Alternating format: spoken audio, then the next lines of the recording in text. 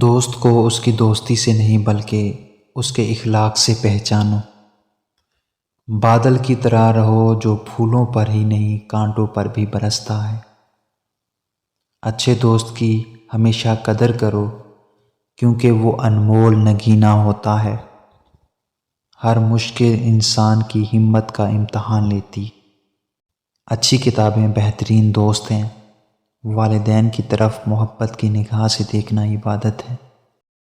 میرے بھائیوں، ہم کو ہمیشہ خدا کی فکر میں رہنا چاہیے۔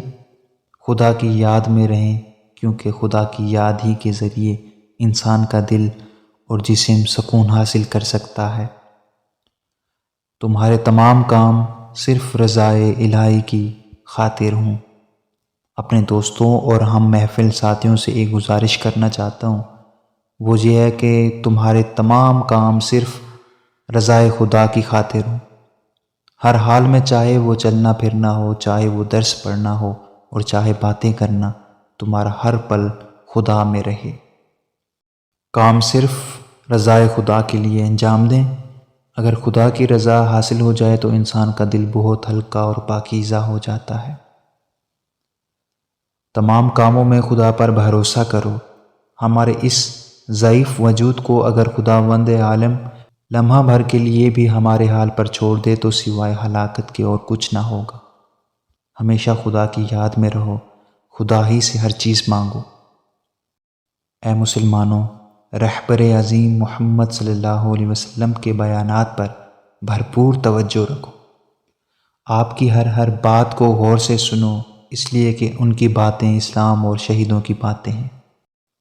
میرے پیارے بھائیوں، قرآن کی تعلیم حاصل کرنا اور مکتب اسلامی کے بیٹے بن کر جینا۔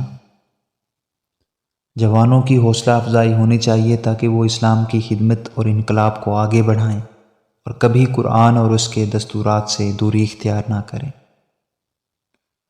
تمہارا چال چلن اس بات سے معلوم ہو سکتا ہے کہ تم کس چیز کو دیکھ کر خوش ہو رہے ہو۔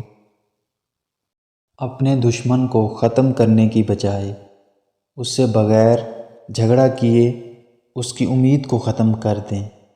یہ اس لیے کہ بدترین سزا ہے جو اسے اندر سے کھوکھلا کر دے گی۔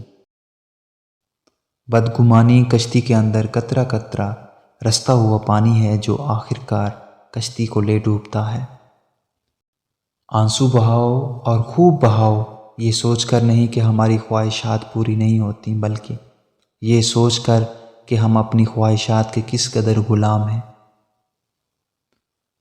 زیادہ تر عالموں کی محفلوں میں بیٹھا کرو اور داناؤں کی باتوں کو غور سے سنا کرو۔